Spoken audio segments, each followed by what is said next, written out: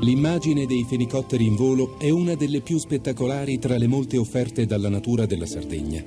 Per osservarlo, birdwatcher e fotografi arrivano da molto lontano.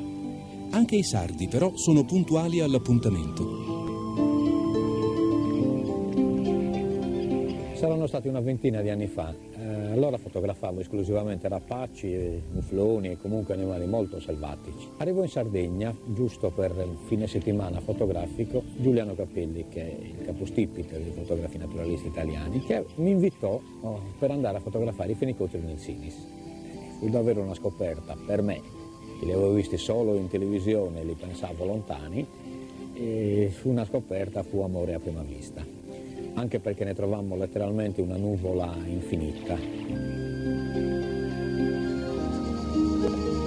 Le zone migliori per vedere i fenicotteri sono gli stagni salmastri della costa meridionale e occidentale dell'isola, rispettivamente intorno a Cagliari e a Oristano. Oggi Domenico Ruiu ha scelto lo stagno di Sena a Rubia, la più meridionale delle lagune costiere del Sinis. Per avvicinarsi ai fenicotteri può contare sulla collaborazione dei pescatori locali.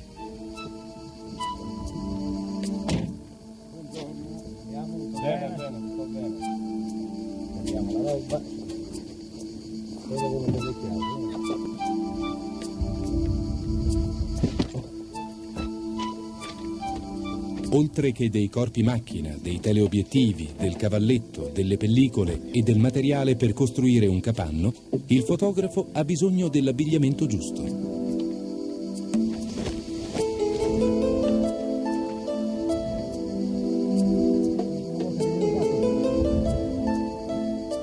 Anche se fastidiosi nelle giornate più calde, gli stivali da pescatore sono fondamentali nell'acqua bassa della laguna, dove è spesso necessario scendere per disincagliare la barca.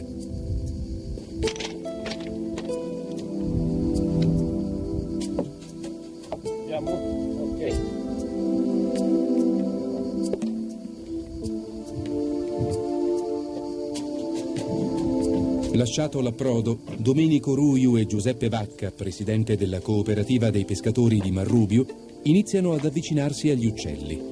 L'acqua è così bassa che i remi toccano quasi ovunque il fondo.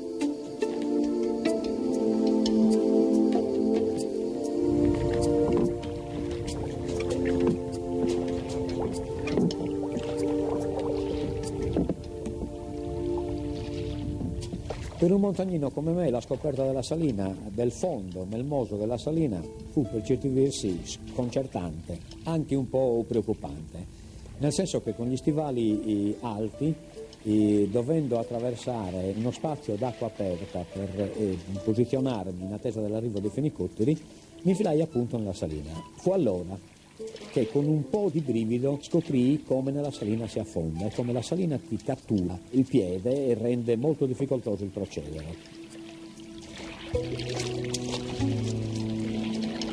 L'alternanza di secche dove è necessario camminare e di tratti dove è possibile procedere a forza di remi rende il trasferimento particolarmente complesso.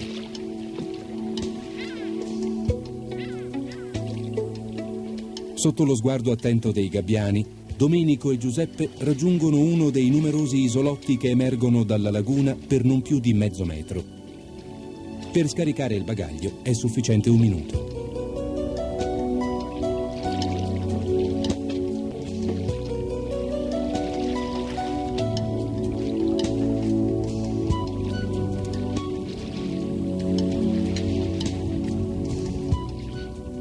Come spesso accade quando si vogliono fotografare gli animali, macchine e obiettivi raffinati e costosi non sono sufficienti.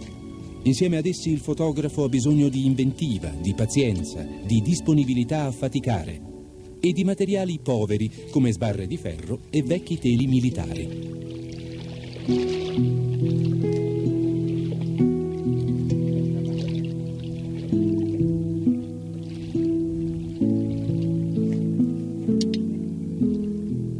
Fotografare il fenicottero non presenta grosse difficoltà ovviamente, soprattutto le foto di caccia vagante, chiamiamole così, necessitano solo di conoscere i posti, le abitudini, i tempi. I periodi migliori sono sicuramente subito dopo l'arrivo dei fenicotteri, che coincide con l'inizio dell'autunno, fine estate, inizio autunno.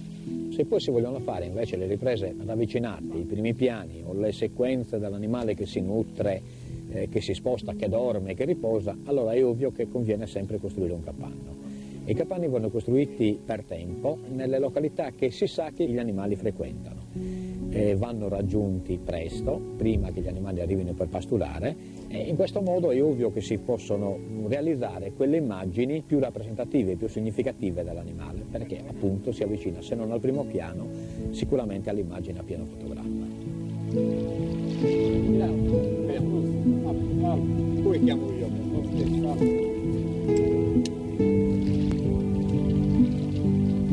Completata la costruzione del capanno, inizia l'attesa, che può durare alcune ore e richiede al fotografo il più assoluto silenzio. Puntato il teleobiettivo attraverso un'apertura del capanno, Domenico osserva i fenicotteri al centro della laguna di Sena a Rubia.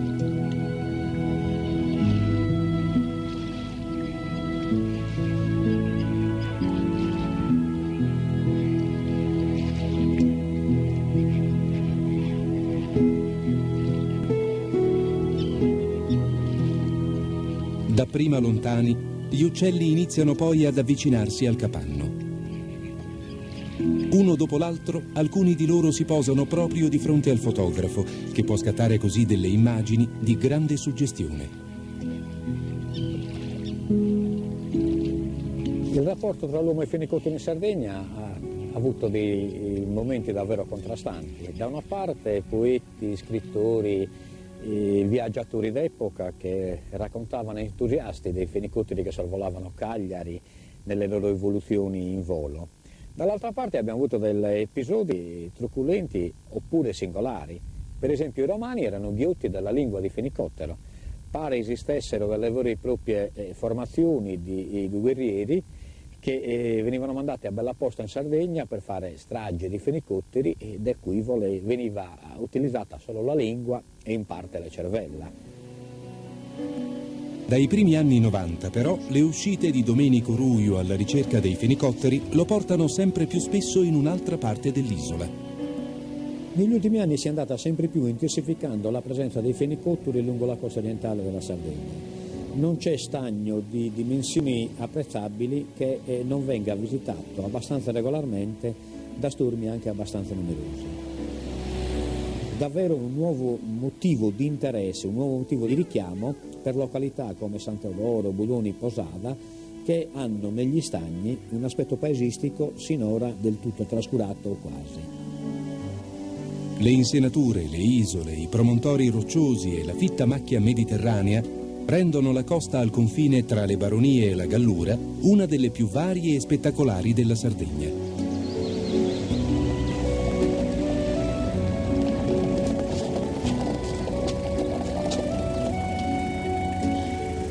Nelle giornate in cui soffia il maestrale, però, la ricerca dei fenicotteri può essere piuttosto complessa.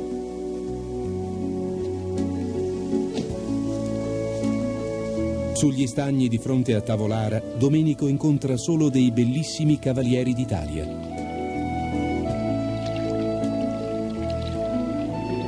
Anche gli stagni di San Teodoro, dove a volte si osservano fino a 500 fenicotteri, sono stati abbandonati dagli uccelli a causa del vento violento.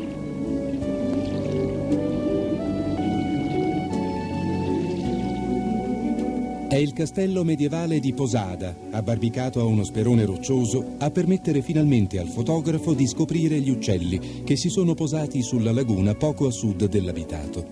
Qui, per fotografarli, non c'è bisogno di una barca.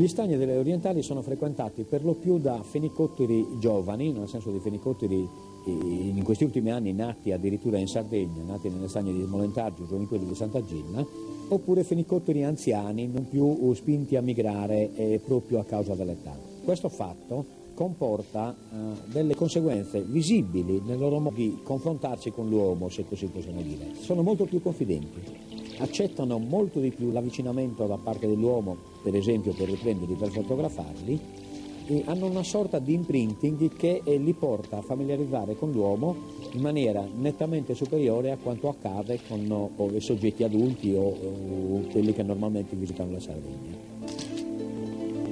Oggi i fenicotteri di Posada si sono divisi in piccoli gruppi. L'inquadratura di questi uccelli con lo sfondo del paese e del castello resta particolarmente suggestiva e merita di essere studiata con calma. Uno dopo l'altro i fenicotteri sembrano posare per l'obiettivo mentre camminano e si nutrono nelle acque basse dello stagno. Anche oggi, ne siamo certi, la natura della Sardegna ha regalato a Domenico Ruiu delle immagini di grande fascino.